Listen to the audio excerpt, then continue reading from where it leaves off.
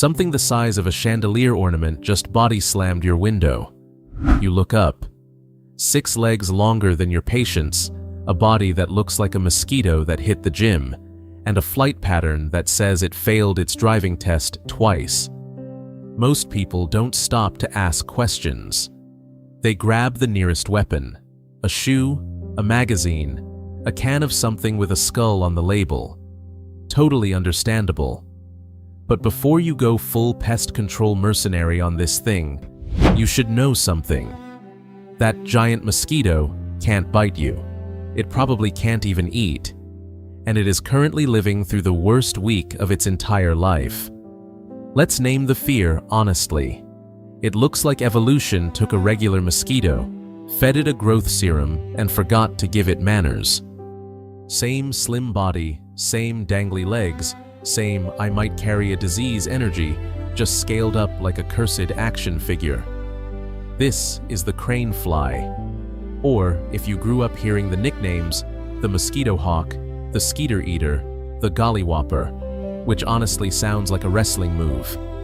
Every one of those names is selling you the same 2 lies: that this thing is either a monster-sized bloodsucker or some kind of vigilante that eats mosquitoes on your behalf.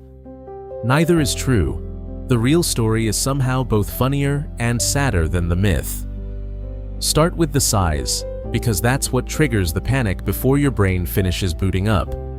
A crane fly can run an inch, sometimes an inch and a half, with legs that seem to keep going after the body's already finished.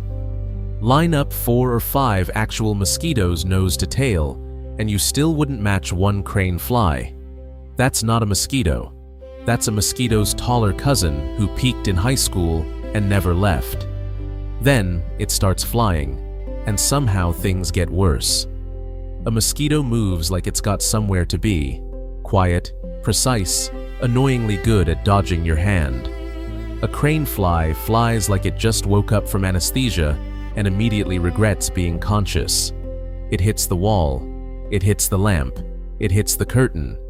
Eventually, inevitably, it hits you, directly in the face, because apparently your face was simply in its flight path. Your brain doesn't pause to gather more information. It just screams and ducks. Completely reasonable reaction. Also, as we're about to find out, completely wasted.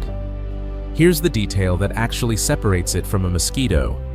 Those long legs aren't just clumsy, they're disposable, on purpose. If a bird, a spider, or your extremely judgmental cat grabs one, the leg pops right off, clean, no real harm done to the rest of the fly. It just flies away a little lighter and significantly more embarrassed. It's the same trick a lizard pulls with its tail. Leave a piece behind, keep the rest of yourself alive. A mosquito doesn't get that option. It only gets speed and stealth. 2 completely different survival strategies, wearing suspiciously similar outfits. Now here's where the giant mosquito story completely falls apart. Crane flies don't bite, they don't hunt, and in a lot of species, they basically don't eat at all as adults. That's not a punchline, it's closer to biology. Many adult crane flies have mouth parts so reduced they're physically incapable of piercing, chewing, or biting anything. The long snout on the front of the face that looks vaguely threatening is mostly decorative. All the actual eating happened back when it was a larva, quietly stockpiling fat reserves like a tiny insect prepping for hibernation. By the time it becomes an adult, it's running on a phone battery at 4%, and there's no charger. Its entire remaining to-do list is find a mate, lay eggs, die, usually within about a week to 10 days. A few species sip a little nectar along the way, but that's a snack, not a survival plan. Which brings us to the mosquito hawk myth, the idea that this thing is secretly out there hunting mosquitoes on your behalf, like a tiny flying bodyguard. Scientists who study crane flies for a living have gone looking for a predatory adult crane fly, one that actually hunts anything, and come up empty, every single time. The nickname probably just comes from bad timing. Crane flies show up in the same soggy weather that produces mosquitoes, so people assumed the two were connected. They're not. If anything, the crane fly has the opposite relationship with the food chain. It's not the hunter, it's the appetizer. Birds snatch them out of the air mid-flight. Spiders catch them in webs they didn't even need to upgrade for the occasion. Cats treat them like a squeaky toy that occasionally screams. This monster spends a good chunk of its adult life being someone else's dinner. So if the adult stage is short, clumsy, and mostly spent getting eaten, what's the actual point of a crane fly? That's where it gets good, because the real job happens underground, months earlier, where nobody's filming it.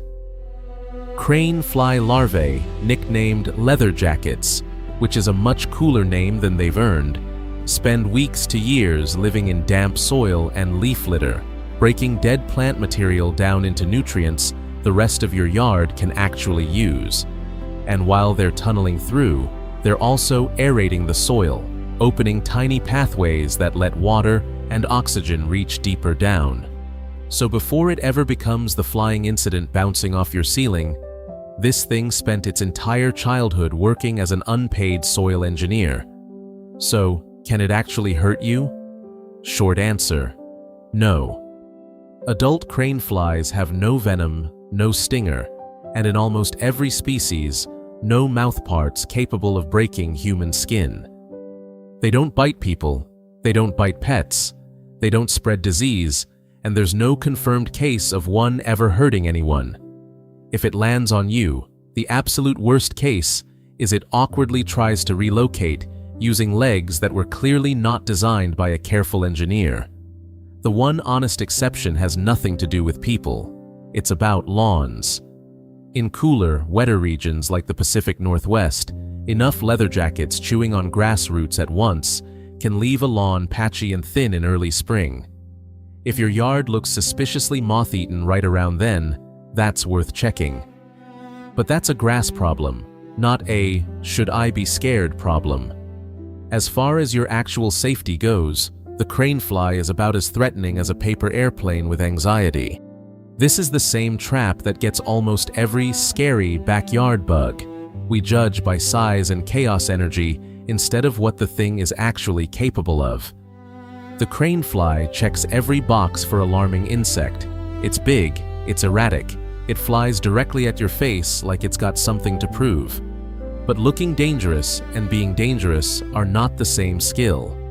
This is an insect that can't eat, can't bite, can't sting, and spends most of its short adult life either looking for love or getting snatched out of the air by something with better reflexes.